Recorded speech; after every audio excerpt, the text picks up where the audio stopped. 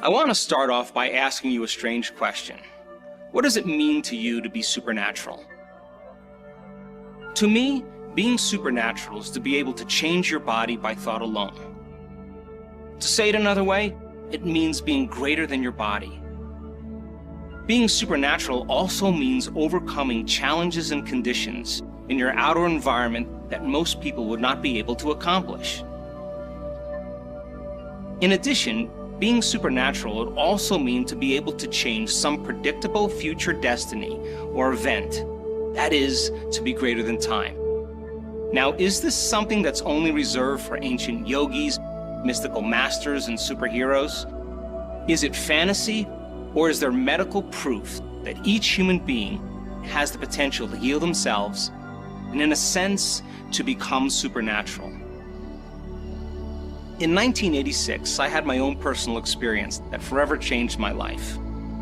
A serious injury forced me to meld together everything I knew from my scientific mind and my training to a greater level of understanding about the nature of reality and what is possible. Much of what I discovered was not found in conventional textbooks and mainstream science. In fact, I had to find answers for my own personal healing by delving into areas of science that point the finger at possibility. So let's start with some basics about the brain that you should know right from the very start. I want to offer you a new way of concepting your brain. Think of your brain as 3 brains in one. You literally have 3 brains that allow you to go from thinking to doing to being. So let's start off with your first brain, called your neocortex. Your neocortex is the seat of your conscious mind. It's the largest and most evolved in human beings and dolphins. This is the part of your brain that plugs you into 3-dimensional reality. It's divided into different regions and different areas. So the front of the brain, called the forebrain, makes up 40% of your entire brain. It's the largest in human beings, and it's what separates us from all other species. The next closest species, gibbons and chimpanzees, their frontal lobe is about 14 to 17%, dogs about 7%, and cats about 3%. Now, the frontal lobe has been known to be called the area of executive function. But think of the frontal lobe as the CEO of the brain, or the symphony leader. The frontal lobe allows us to decide on action, to focus our concentration, to invent, to speculate, to have intention or attention. It's the area of our brain that restrains our emotional reactions or begins to speculate new possibilities. Now, the rest of the brain is divided up into geography as well. For example, the back of your brain, called the occipital lobe or the visual cortex, is where you process sight or spatial orientation. There's strips in areas of your brain that allow you to feel certain things with your body, or to invoke or begin to initiate motor function or movement. There are areas of the brain that allow you to make long-term memories and to begin to distinguish between self and non-self. But the entire brain is mapped geographically, and think of that first brain as that part of the brain that allows you to learn new things and to have new experiences. So then, every time you learn something new, you make new connections in your brain. Learning is forging new synaptic connections. And some of the latest research in neuroscience that says that 1 hour of focused concentration on one concept or idea literally doubles the number of connections in your brain, literally produces physical evidence as a result of your interaction in the environment. Now, the next step is to take that knowledge, that philosophy, and to begin to apply it, to personalize it, to demonstrate it, to initiate that knowledge in some way. And if you do this properly and you can get your behaviors to match your intentions, you can get your actions equal to your thoughts, you can get your mind and body working together, you're going to have a new experience. Now, when you're in the midst of an experience, all of your 5 senses plug you into the environment. And as all of that sensory information rushes back to your brain, jungles of neurons begin to organize themselves into patterns and networks. So then experience then enriches the philosophical circuits in your brain, and when those neurons begin to form into networks, the second brain, called the limbic brain, the emotional brain, the chemical brain, the mammalian brain, begins to make a chemical. And that chemical is called a feeling or an emotion. So the moment you feel unlimited, the moment you feel abundant, the moment you feel free from any experience, now you are teaching your body chemically to understand what your mind has intellectually understood. So we could say that knowledge is for the mind and experience is for the body. And in that moment, you are embodying the truth of that philosophy. And because there's new information coming in from the environment, you're literally beginning to change your genetic destiny by signaling new genes in new ways. And it is the limbic brain, or the chemical brain, that begins to manufacture those chemicals so that your body begins to become chemically instructed to understand what your mind has intellectually understood. Now, the limbic brain also has some other functions. It is the seat of your autonomic nervous system. And think of your autonomic nervous system as your automatic nervous system. This is the part of the brain that subconsciously regulates blood sugar levels, hormone levels, temperature, respiration, heart rate. This is the part of the brain that's giving us life automatically. And so then, when you begin to manufacture that chemical from an experience, the emotional signature from that experience begins to change your body in some way. If you've been able to create that experience once, you should be able to recreate it again. And if you're able to recreate any experience over and over again, you are going to begin to neurochemically condition your mind and body begin to work as one. And if you've done something so many times that your body now knows how to do it as well as your mind, now it's innate in you. It's second nature. It's easy, it's automatic, it's familiar. In fact, you've done it so many times that you no longer have to consciously think about it. So then you know you do it, but you don't know how you know how. And we could say now that you're developing a skill or a habit. In other words, you're beginning to master that philosophy, and you're moving into a new state of being. And when you do this properly, over and over again, you activate that third brain called your cerebellum. This is the part of the brain that's responsible for you beginning to develop what's called implicit memories, or non-declarative memories, where you've done something so many times that you no longer have to consciously think about it. It's who you are.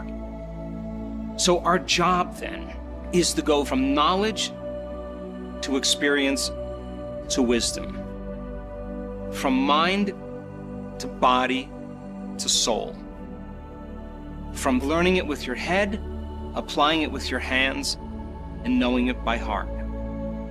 And I can tell you that common people around the world are doing the uncommon when they follow this formula. They're healing themselves of near-fatal diseases. They're reversing cancers. They're healing from childhood scars and wounds. They're creating new jobs, new opportunities, and they're having mystical experiences that transcend language, and they look just like you. Let's talk about different ways on how the brain works. Number one, we've all heard that when you lose a certain number of neurons in your brain, that those neurons will never come back. But there's an emerging field of science called neurogenesis. And neurogenesis literally means the growth of new neurons. And our research has found that when people begin to learn new things and have new experiences, not only will they begin to cultivate new synaptic connections in their brain, but they will actually flourish the growth of new neurons as a result of those novel experiences and learning. And we've even discovered that within 4 days, we begin to activate the very gene that processes that change. So, the studies that were done in the early 1900s said that no neurons could grow in the brain. Those scientists were studying rodents in an unchanging environment. So if rodents are in an unchanging environment and there's no new stimulation, there's no new activities, there's no new experiences, then their brains will stay the same. Now let's talk about you. If you think the same thoughts every single day, and for the most part, most people, 80% to 90% of their thoughts are the same thoughts as the day before. And your biology, your neurocircuitry, your neurochemistry, your hormones, and even your gene expression is equal to how you think, how you act, and how you feel. And in other words, everything stays the same in the body if you stay the same. Well, it begs the question then, is it possible that new thoughts that lead to new choices, that lead to new behaviors, that create new experiences, that lead to new emotions and new feelings, that could inspire new thoughts, begin to change your biology? Would you begin to see significant changes in the brain as well as the body? And our research proves that when you change, everything changes around you. The second concept I want to talk about is the concept of coherence. And think about coherence as rhythm or order or synchronization. People who live by the hormones of stress on a daily basis, and for the most part, that's 70% of the time for most human beings. And when you're living in stress, you're living in survival. And when you're perceiving some threat in your external environment, when you perceive a danger, you have the perception of something that could get worse, it turns on that primitive nervous system called your fight or flight nervous system. And when you're in stress, you're always trying to control or predict an outcome. So people who live under the gun of those chemicals, those emergency chemicals, are shifting their attention very quickly from one person in their life to another person in their life, to something at some place at some time, to meetings, to places they have to go. And every single one of those elements that are known in their external environment are neurological networks that are reflected in their brain. So under the urgency and the arousal of the stress hormones, we begin to shift our attention from one person to one thing. We activate these individual circuits. And like a lightning storm in the clouds, the brain begins to fire out of order, very incoherently. And when the brain is incoherent, you're incoherent. And when the brain isn't working right, you're not working right. So if you have the ability to practice being present and truly not thinking about what could happen in your future or what's happened in your past, but truly practice every single day, and if you keep doing that, if there is no predictable future and there is no familiar past and you're in the present moment, there should be possibilities that you haven't considered before. The beauty behind all of that means that the moment you are open to possibility and you're no longer focusing on knowns or familiars in your life, that's the moment you start experiencing those synchronicities, those serendipities, those coincidences that are happening all around you, because you're no longer investing your energy in a predictable future or a familiar past. And I think that you can teach that. And I think when people really start centering themselves and practicing that, they should expect the unexpected in their life. They should expect unknown events to begin to occur, possibilities that they haven't thought of. Because if they thought of them, they would have done them and it would have been a known. But so we have to stretch out into that world of possibilities, which is the unknown. And I'm interested in that supernatural process. I believe in human potential, and I've witnessed transformation and healings enough times to say that anybody can do it if they're given the proper instruction. I'm going to assume that The expression of this divine intelligence within us is the expression of life, which is equal to the health of the body.